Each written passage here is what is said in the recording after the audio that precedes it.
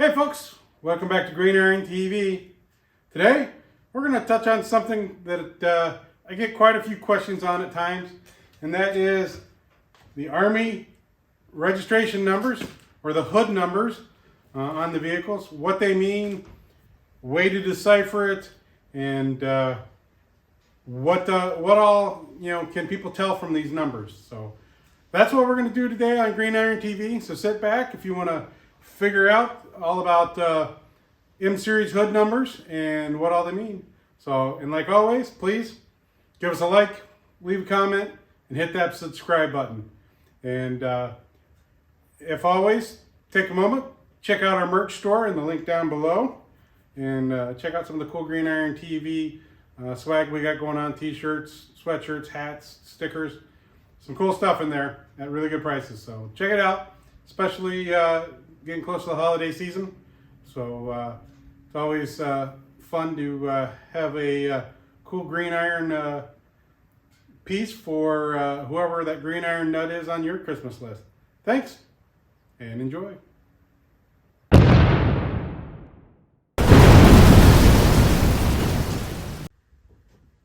Hey folks, I want you to be able to check out some of the cool merchandise we've just added here for Green Iron TV.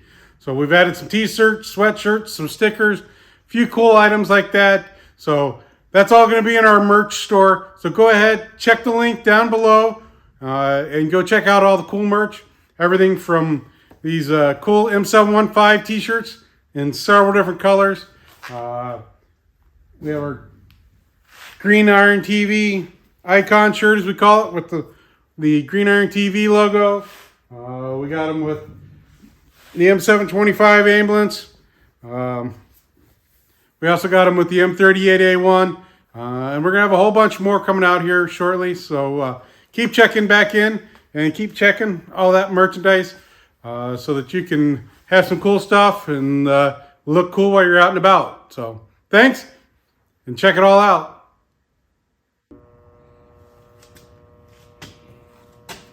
Okay, so we'll start with the oldest style of numbers I have on a vehicle. And so this is on my early 1953 Dodge M37. And so this is a correct hood number for the style. So in the early days, the U.S. military, they actually used an 8-digit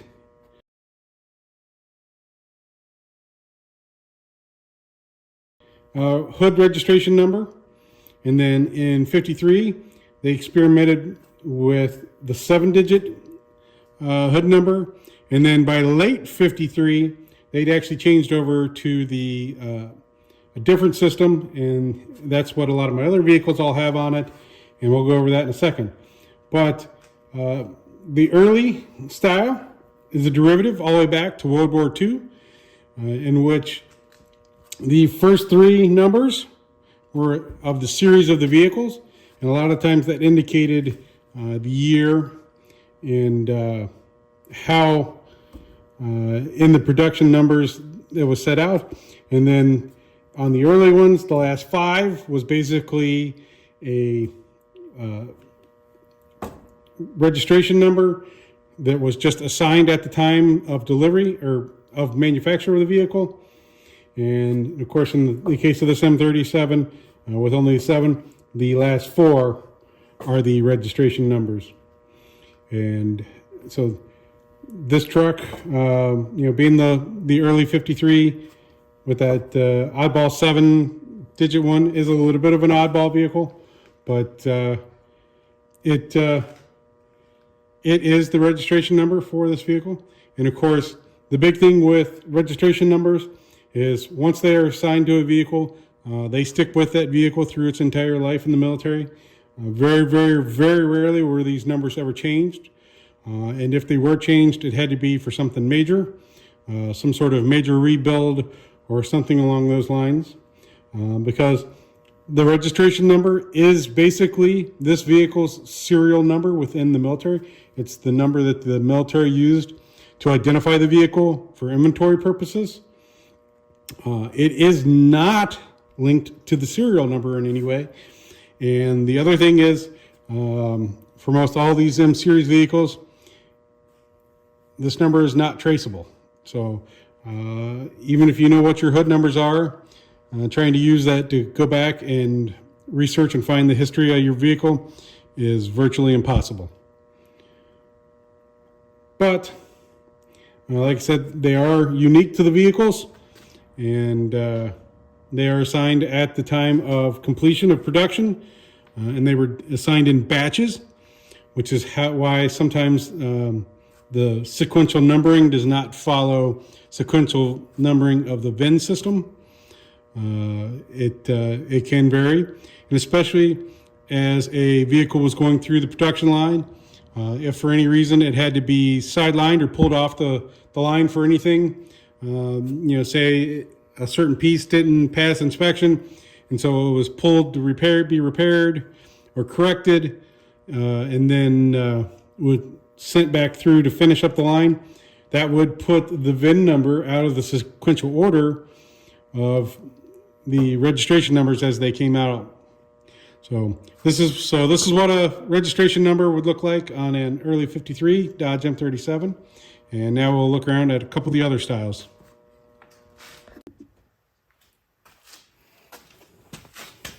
So here we have the registration number on my late 1953 M38A1.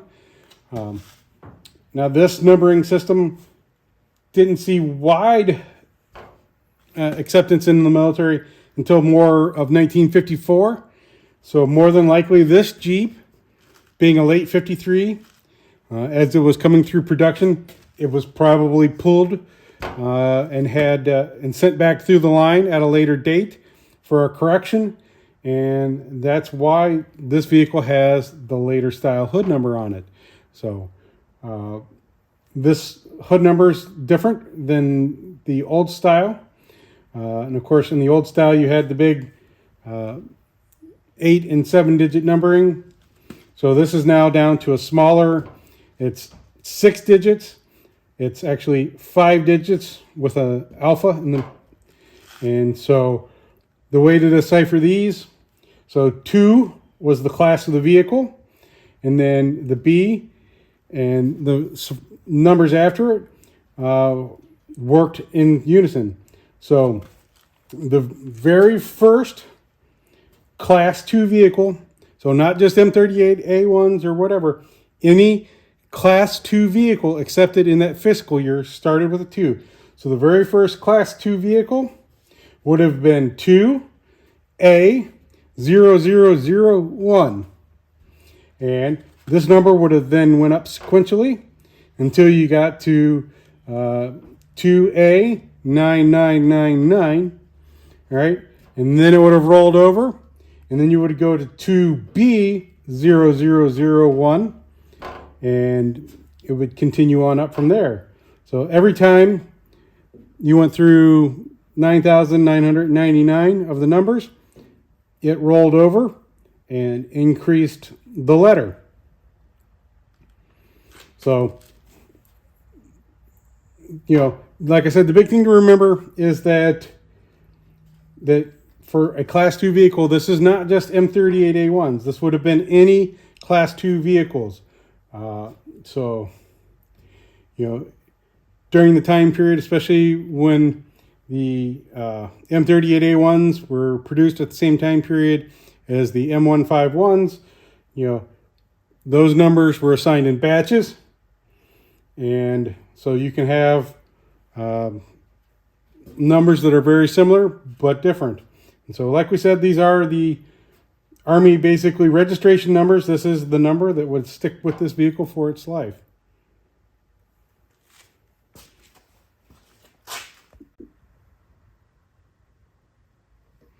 And of course, here we have the hood number on our 1967 M715 5/4 ton weapons carrier.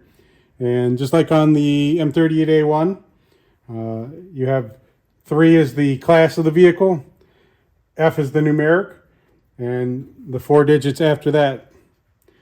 So 1967 was the last year of this style. So starting with the 1968 model year vehicles, This all changed, of course, and what they did is they actually added the year at the end of the number for the year that the vehicle entered service. So they would have started the same way. They did add a 0 out to the front, so it would have been an 03, and then the numeric, and then you would have only had 3 numbers, and then the year at the end. So if this would have been 1968, it would have been 03F 583 and 68. And so only these numbers here would have changed, and the numeric would have changed as it went up in sequential.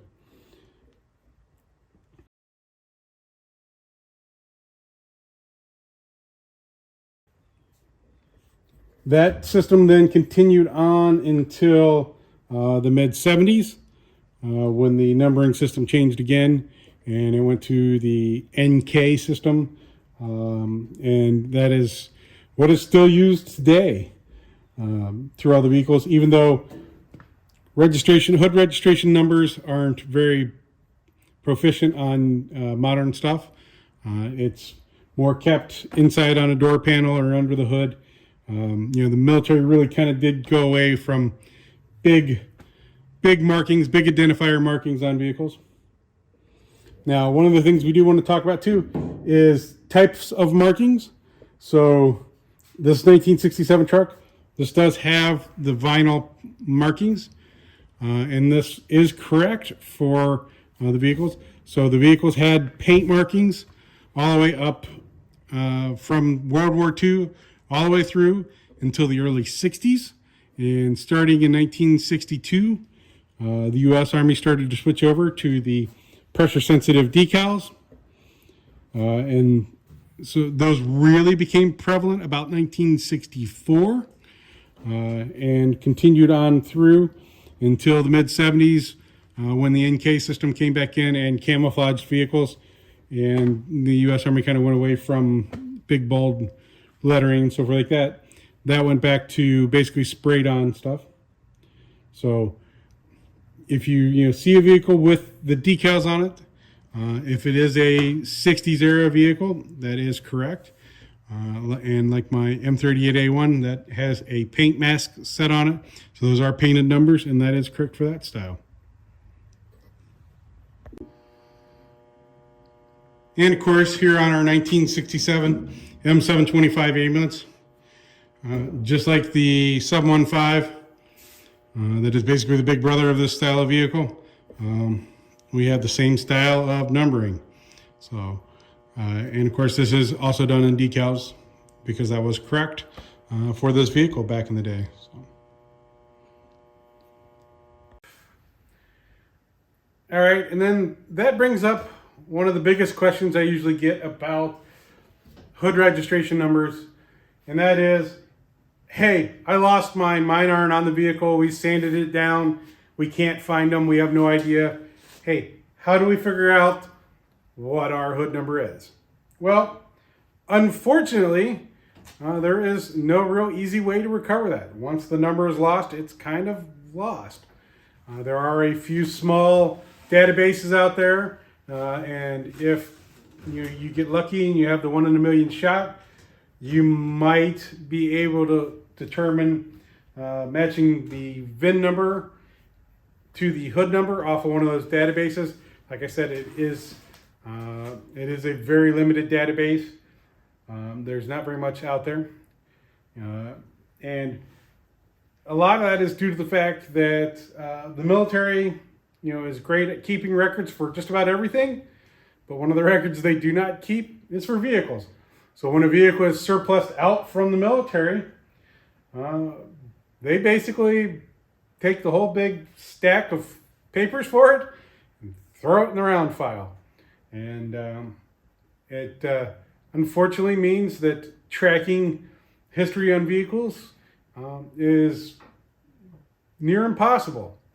So now what can be done if you've lost your hood registration numbers, and if you have the VIN number and we can figure out the month and year the vehicle was made.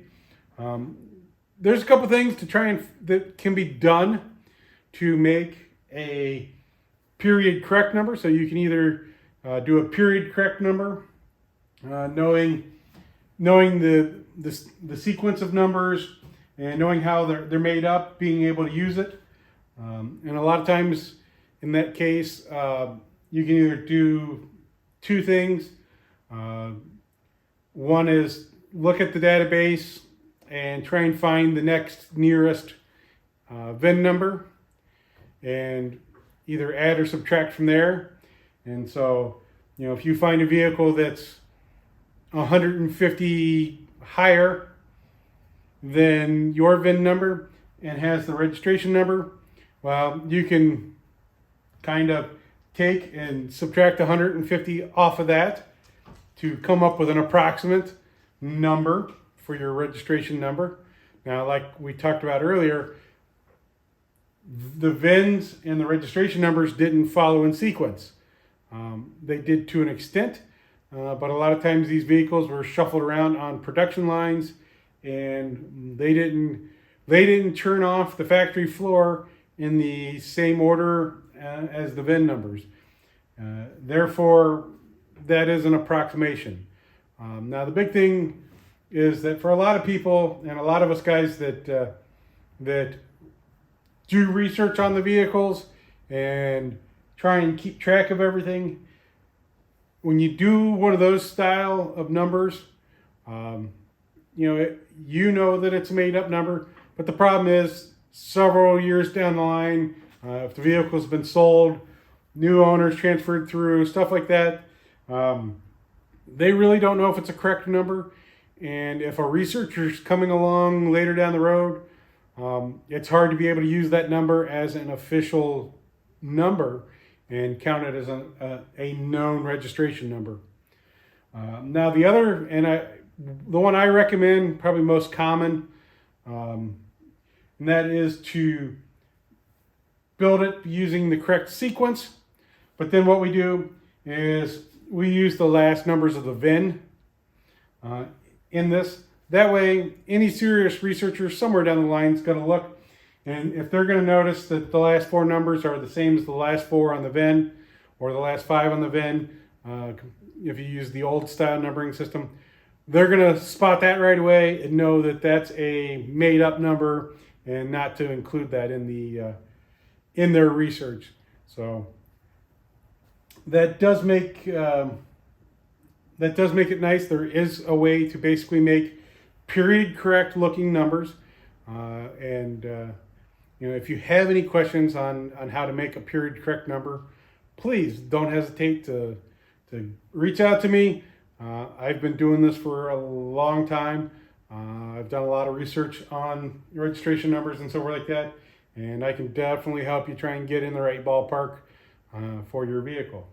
So that's going to wrap up this edition here on Green Iron TV. I know it's a little bit shorter one, but it is an important one because we did want people to understand about your hood registration numbers, what these numbers are, how they're made up, and if you do lose this number, if you're not able to recover it, then how can we basically make one that looks correct for it? So if you enjoyed this, go ahead, hit the comment below, hit the like button below. And if you haven't already subscribed to Green Iron, please hit that subscribe button. That lets you follow along for all our good Green Iron madness and keeps you in tune when we drop. New episodes usually drop every Friday. And we appreciate you watching and following along. Thanks, and have a great day.